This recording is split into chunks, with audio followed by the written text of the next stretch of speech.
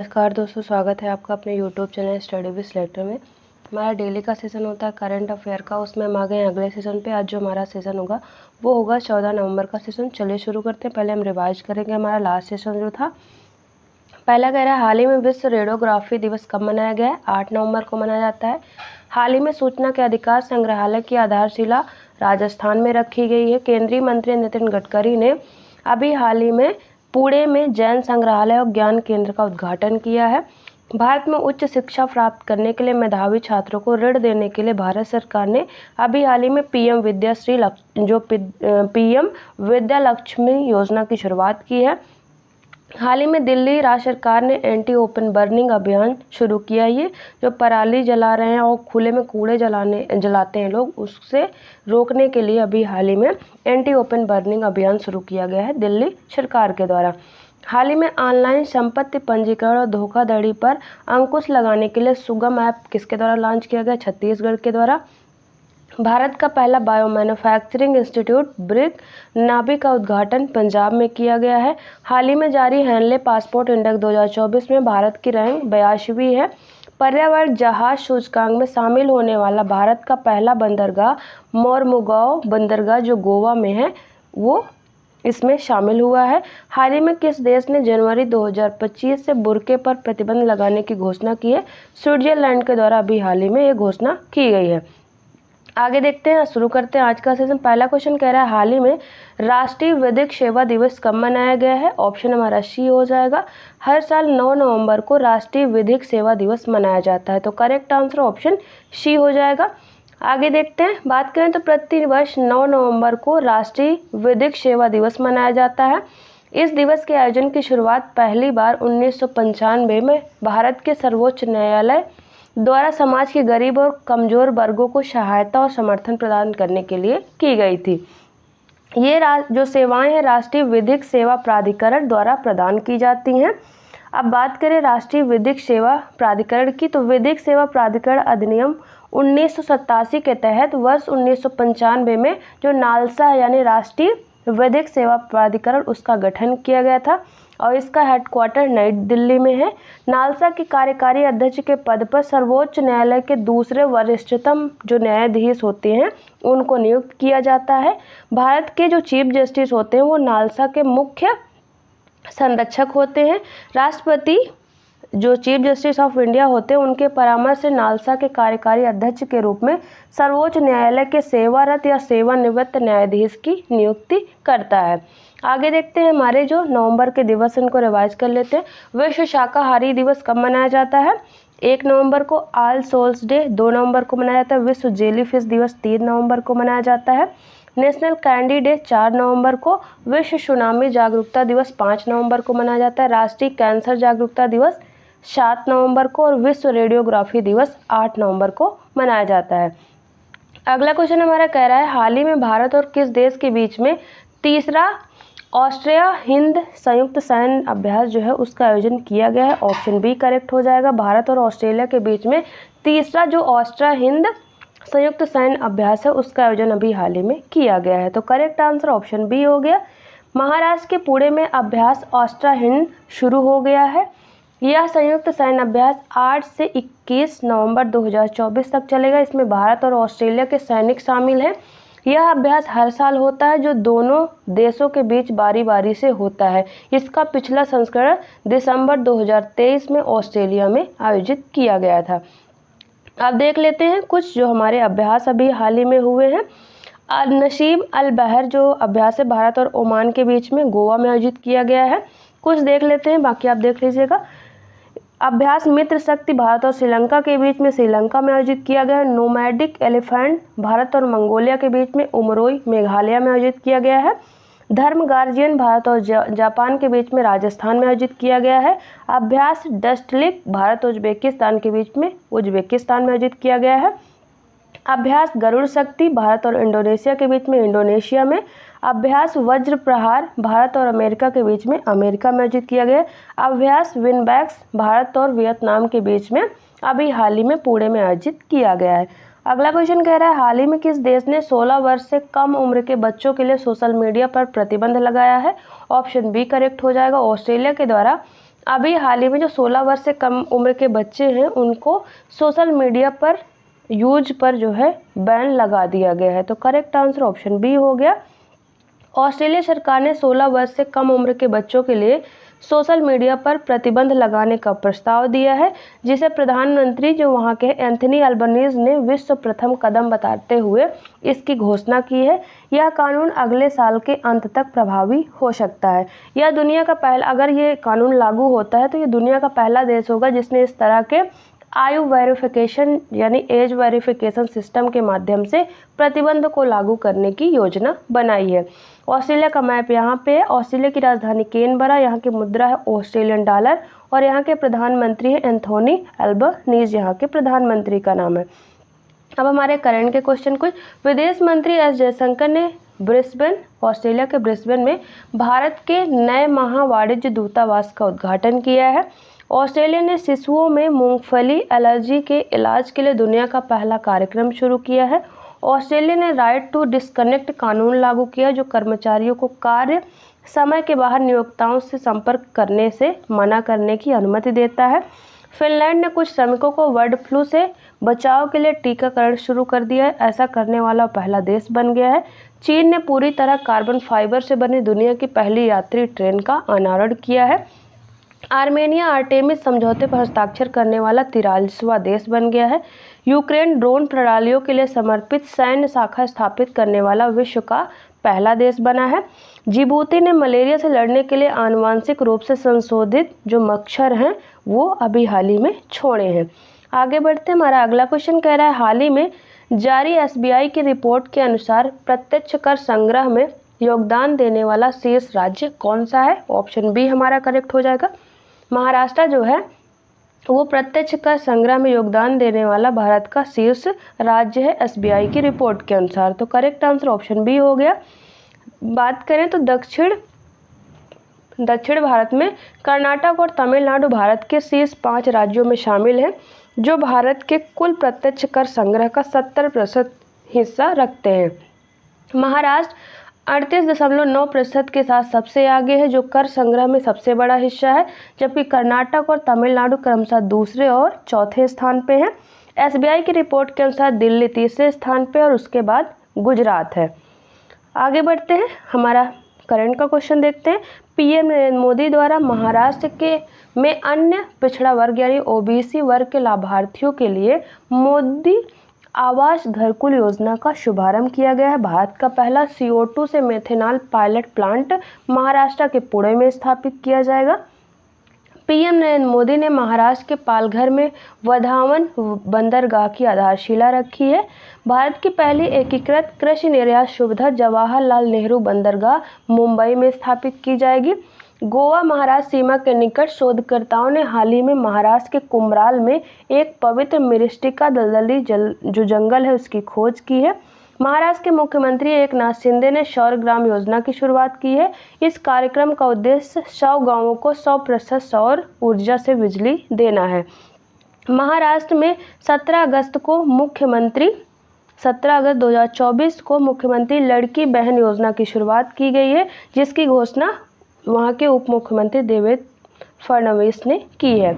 आगे बढ़ते हैं। हमारा अगला क्वेश्चन कह रहा है, हाल ही में किसे फिक्की का नया अध्यक्ष नियुक्त किया गया? किसको फिक्की का नया अध्यक्ष नियुक्त किया गया? आंसर हमारा ऑप्शन बी हो जाएगा। हर्षवर्धन अग्रवाल को अभी हाल ही में फिक्की का नया अध्यक्ष नियुक्त किया गया है। तो करेक्ट आंसर ऑप्शन बी हो गया हमारा। इमामी लिमिटेड के उपाध्यक्ष और प्रबंध निदेशक हर्षवर्धन अग्रवाल को 2024-25 के लिए फिक्की का अध्यक्ष नियुक्त किया गया है। अग्रवाल वर्तमान में फिक्की के वरिष्ठ उपाध्यक्ष के रूप में कार्यरत हैं। उनको अब अध्यक्ष बनाया गया है 2024-25 के लिए। तो हमारा करेक्ट आंसर हो जाएगा हर्षवर्धन अग्रवाल। आगे देखते हैं कुछ नियुक्तियों से संबंधित हमारे करंट के क्वेश्चन। इंटरनेट कंपनी Rediff.com ने विशाल मेहता को अपना नया चेयरमैन व मैनेजिंग डायरेक्टर नियुक्त करने की घोषणा की है। पब्लिक सेक्टर की कंपनी हिंदुस्तान एरोनॉटिक्स लिमिटेड ने डॉक्टर DK सुनील को कंपनी का नया चेयरमैन और मैनेजिंग डायरेक्टर नियुक्त किया है। सर्जन वाइस एडमिरल कविता सहाय ने 14 अक्टूबर को नौसेना चिकित्सा सेवा की महानिदेशक के रूप में कार्यभार संभाला है। अमृत मोहन प्रसाद को सशस्त्र सीमा बल का महानिदेशक नियुक्त किया गया है। तुहिन कांत पांडे देश के नए वित्त सचिव बने हैं। बी श्रीनिवासन राष्ट्रीय सुरक्षा गार्ड के महानिदेशक नियुक्त किए गए हैं। मनोज मित्तल ने सिडबी के अध्यक्ष एवं प्रबंध निदेशक का अभी हाल ही में पदभार ग्रहण किया है। आशीष खन्ना जो विश्व बैंक के ऊर्जा विशेषज्ञ हैं, उनको अभी हाल ही में ISA यानी इंटरनेशनल सोलर अलायंस जो है उसका अगला महानिदेशक नियुक्त किया गया है। आगे देखते हैं, हमारा अगला क्वेश्चन कह रहा है हाल ही में जारी QS एशिया रैंकिंग 2025 में कौन सा भारतीय संस्थान शीर्ष पर है? ऑप्शन ए करेक्ट हो जाएगा। IIT दिल्ली जो है वो QS एशिया रैंकिंग 2024 में जारी भारतीय संस्थानों में सबसे टॉप पर है IIT दिल्ली, तो करेक्ट आंसर ऑप्शन ए हो जाएगा। हाल ही में जारी 2025 QS एशिया यूनिवर्सिटी रैंकिंग में भारतीय विश्वविद्यालयों में IIT दिल्ली ने शीर्ष स्थान हासिल किया है। इसने एशिया में 44वीं जो रैंक है इसको प्राप्त हुई है। IIT दिल्ली पिछले वर्ष से 2 पायदान ऊपर चढ़कर महाद्वीपीय रैंकिंग में 44वें स्थान पर पहुंच गया है। एशिया के शीर्ष 100 में 7 भारतीय विश्वविद्यालय शामिल हैं। शीर्ष 5 की सूची में कौन कौन है? IIT मद्रास है, 56वां स्थान है। IIT खड़गपुर 60वां स्थान है। IISc बेंगलोर 62वां स्थान है। IIT बॉम्बे जो पिछले मूल्यांकन के बाद से 8 पायदान नीचे जाकर 48वें स्थान पे है।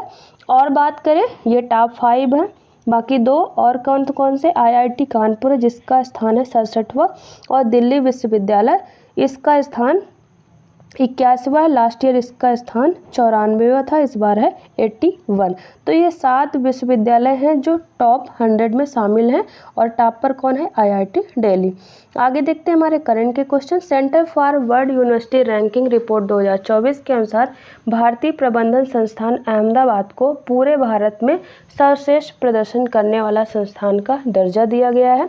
भारतीय प्रौद्योगिकी संस्थान मद्रास ने लगातार 6ठे वर्ष राष्ट्रीय संस्थागत रैंकिंग फ्रेमवर्क यानी NIRF रैंकिंग में एक बार फिर से शीर्ष स्थान हासिल किया है। QS रैंकिंग में लगातार दूसरी बार पेकिंग यूनिवर्सिटी को एशिया का टॉप संस्थान होने का खिताब मिला है। दूसरे स्थान पर हांगकांग यूनिवर्सिटी और तीसरे स्थान पर सिंगापुर की नेशनल यूनिवर्सिटी है। Times Higher Education World University ranking 2024 में ऑक्सफोर्ड विश्वविद्यालय लगातार 8वें साल रैंकिंग में शीर्ष पर है। भारतीय विज्ञान संस्थान बेंगलोर ने हाल ही में जारी Times Higher Education World University ranking 2025 में भारत के शीर्ष रैंक वाले विश्वविद्यालय का अपना खिताब बरकरार रखा है। आगे देखते हैं, अगला क्वेश्चन कह रहा है हाल ही में किसे 5वें कुलदीप नैयर स्मृति पत्रकारिता पुरस्कार से सम्मानित किया गया है? ऑप्शन हमारा बी करेक्ट हो जाएगा। जो उर्मिलेश हैं उनको अभी हाल ही में 5वें कुलदीप नैयर स्मृति पत्रकारिता पुरस्कार से सम्मानित किया गया है, तो करेक्ट आंसर ऑप्शन बी हो जाएगा हमारा। प्रसिद्ध पत्रकार एवं यूट्यूबर उर्मिलेश को इस बार कुलदीप नैयर स्मृति पत्रकार जो पुरस्कार है वो दिए जाने की घोषणा की गई है। बात करें तो जो कुलदीप नैयर स्मृति पत्रकार पुरस्कार है, ये पहला पुरस्कार रवीश कुमार को दिया गया था, दूसरा निखिल वागले को, तीसरा अजित अंजुम को और चौथा आरफा खान को दिया गया था, और 5वां दिया जाएगा उर्मिलेश जो एक प्रसिद्ध पत्रकार है। आगे देखते हैं हमारे अवार्ड से संबंधित कुछ करंट के क्वेश्चन। प्रसिद्ध अभिनेता और परोपकारी 32 वर्षीय दारा सिंह खुराना को प्रतिष्ठित महात्मा गांधी नेतृत्व पुरस्कार से सम्मानित किया गया है। भारतीय लेखक अमिताभ घोष को इरास्मस पुरस्कार 2024 प्रदान किया गया है। राष्ट्रीय भूविज्ञान पुरस्कार 2023 भारतीय राष्ट्रीय विज्ञान अकादमी के प्रोफेसर धीरज मोहन बनर्जी को दिया गया है। साल 2024 के लिए जापान के संगठन निहो हिंदैको को शांति का नोबेल पुरस्कार दिया गया। भारतीय मूल की लेखिका प्रशांति राम को अंग्रेजी फिक्शन के लिए सिंगापुर साहित्य पुरस्कार 2024 प्रदान किया गया। इन्फोसिस के संस्थापक नारायण मूर्ति को उनके तकनीकी उद्योग में क्रांतिकारी योगदान के लिए इंडिया लाइफटाइम अचीवमेंट अवार्ड से नवाजा गया है। असम के संरक्षण वैज्ञानिक विभव कुमार तालुकदार को द हैरी मैसल पुरस्कार से सम्मानित किया गया है। आगे बढ़ते हमारा अगला क्वेश्चन कह रहा है हाल ही में किसे FIH men's player of the year award 2024 जीता है? ऑप्शन हमारा बी करेक्ट हो जाएगा। हरमनप्रीत सिंह ने अभी हाल ही में FIH men's player of the year award 2024 जीता है। तो हमारा करेक्ट आंसर ऑप्शन बी हो जाएगा।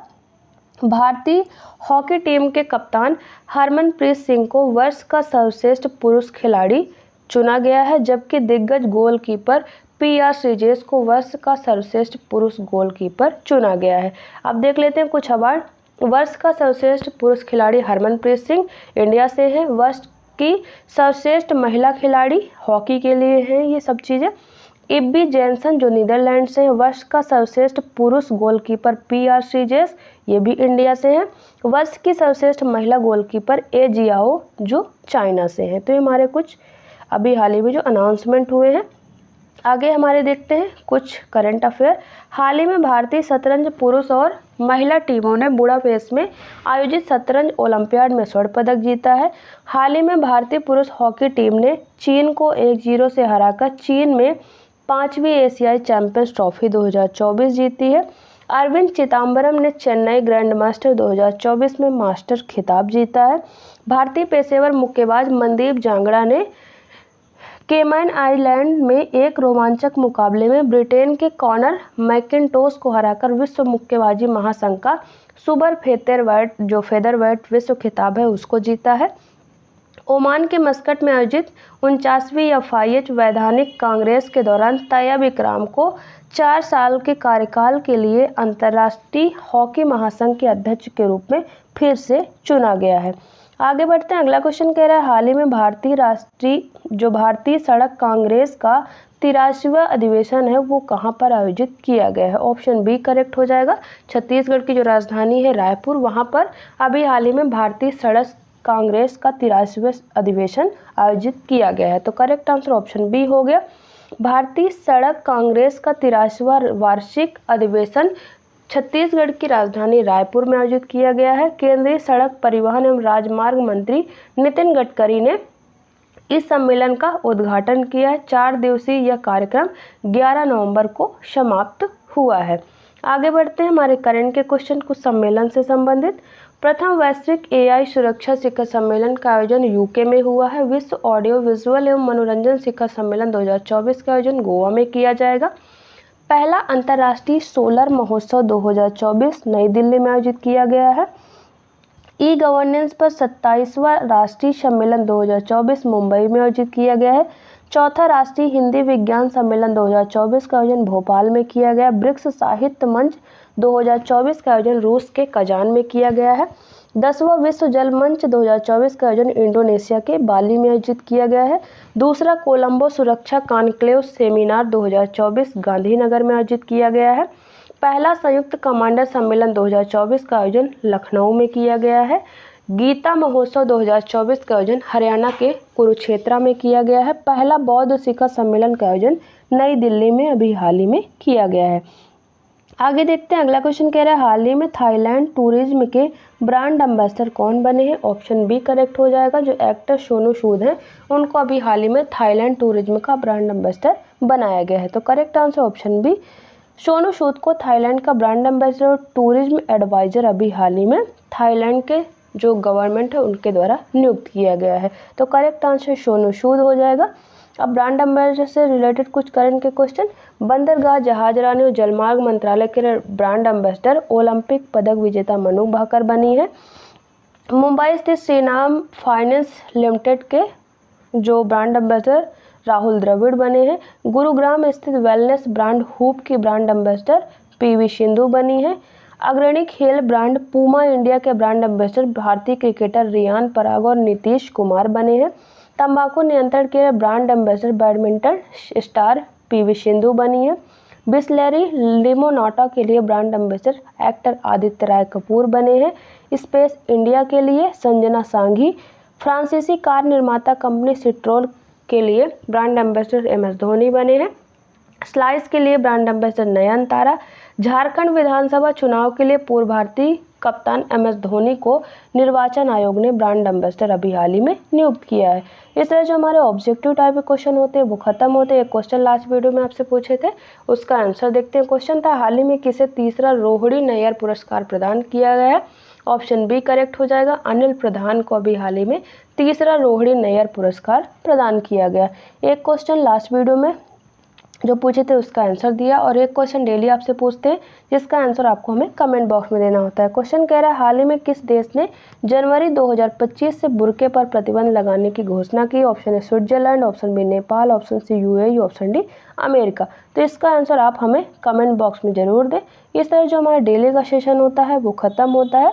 यहाँ पर हमारे टेलीग्राम चैनल का लिंक दिया है, यहाँ से आप हमारे टेलीग्राम चैनल को जरूर ज्वाइन करें। वहाँ पर डेली सेशन की PDF आपको एकदम फ्री में अवेलेबल रहेगी, साथ में सारे क्वेश्चन के आंसर रहते हैं जिससे आपको रिवीजन में आसानी होगी। और यदि आपने अभी तक हमारे चैनल स्टडी विद सेटो को सब्सक्राइब नहीं किया तो प्लीज़ सब्सक्राइब कर ले, बेल आइकन जरूर प्रेस करें, सबसे पहले हमारे वीडियो का नोटिफिकेशन आप तक पहुँचता रहे। आपको हमारा वीडियो पसंद आए तो वीडियो को लाइक करें, दोस्तों तक जरूर शेयर करें। चलिए मिलते हैं आपसे नेक्स्ट वीडियो में, तब तक के लिए थैंक यू।